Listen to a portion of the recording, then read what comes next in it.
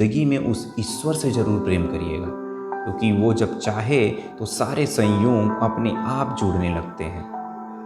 अपनों की तो बात छोड़िए साहब, दुश्मनों को भी सर अपने आप झुकने लगते हैं। हेलो गाइज, मैं प्रवीण ज्ञान डैडी से आप सभी का स्वागत करता हूँ। आज मैं लाया हूँ आपके लिए छोटी सी कहानी। ये कहानी है एक राजा की। एक बार की बात है कि एक राजा एक राज्य में रहा करते थे। एक्चुअली उस राजा की कोई संतान नहीं थी और राजा की काफ़ी उम्र हो चुकी थी।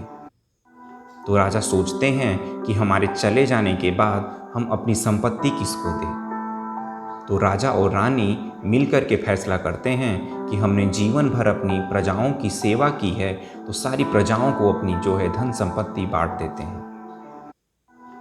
पूरी प्रजा, जितनी भी उनकी प्रजा होती है, सबको कुछ ना कुछ मिलना चाहिए। तो दोनों को डिसाइड करने के बाद अपने मंत्री को बुलाते हैं और कहते हैं कि पूरे नगर में ढिढोरे पिटवा दो। ढिढोरे पिटवा दो कि कल सुबह जो है इस राज्य महल का दरवाज़ा खुलेगा और उसके बाद जो जिस पर हाथ रख देगा वो चीज़ उसकी हो जाएगी। शर्त सिर्फ एक है कि एक इंसान को एक ही चीज़ मिलेगी। तो बिल्कुल वो जो मंत्री होते हैं बिल्कुल पूरे नगर में ढिढोरा पीट देते हैं। पूरा बता देते हैं कि सबको कल सुबह आना है और जो जिस पर हाथ रख देगा वो चीज़ उसकी हो जाएगी। ज़रा सोचिए कि कभी भी कोई राजा ऐसा ऐलान हो जाए तो आप और हम बिल्कुल एक्साइटेड हो जाएंगे। तो वैसे ही सारी प्रजा एक्साइटेड हो गई। कोई सोचता था कि हमको मेरा पसंदीदा हाथी है तो हम हाथी ले लेंगे, तो कोई सोचता था हम घोड़े पर हाथ रख देंगे, तो कोई सोचता था हम दुधारू गाय ले लेंगे, कोई सोचता था कि हम हीरे जवाहरात लेंगे, तो किसी को रानी के आभूषणों पर निगाहें जमी हुई थी, कोई सोचता था कि हम राजा का सिंहासन ले लेंगे। ऐसे ही सब एक्साइटेड थे। इतने एक्साइटेड थे कि वो लोग रात भर सोए नहीं। सोच रहे थे कि अगर हमसे पहले कोई और न ले ले, हमसे पहले कोई और न हाथ रख दे। वो लोग बिल्कुल रात में सोए ही नहीं, इतने एक्साइटेड थे। और ऐसा ही होता है, सुबह होता है और उस राज्य महल का दरवाज़ा खुलता है।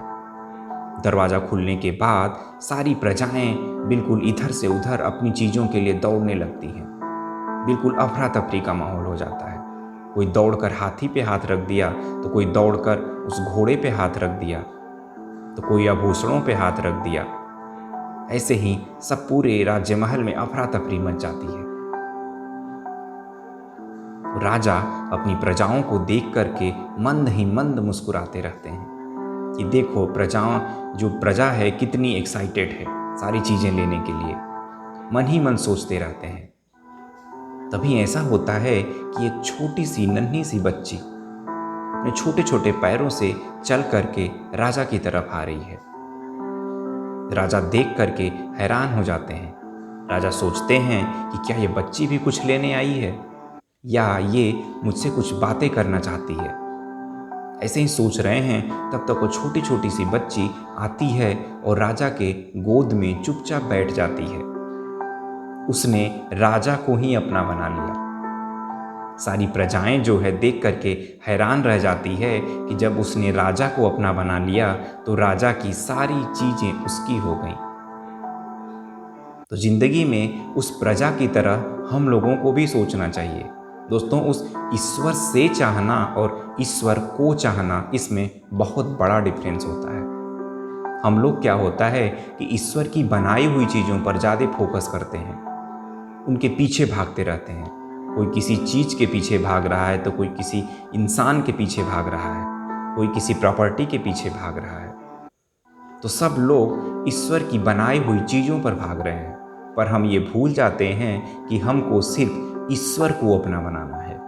तो ये जो सांसारिक चीज़ें हैं ये अपने आप मिल जाएंगी। तो याद रखिएगा, कभी भी जिंदगी में ईश्वर को चाहिएगा, उस ईश्वर की बनाई हुई चीज़ों के पीछे मत भागिएगा, क्योंकि जब वो ईश्वर आपका होगा तो इस दुनिया की सारी चीज़ें अपने आप मिल जाएंगी, क्योंकि ईश्वर इस सब का राजा है।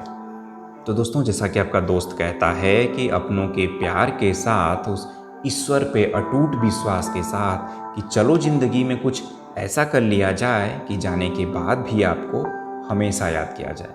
अगले हफ्ते मिलता हूँ फिर से प्यारी सी कहानी के साथ। तब तक आप खुश रहिए, मस्त रहिए और उस ईश्वर पे ज़रूर विश्वास रखिए और मुस्कुराते रहिए। जय हिंद।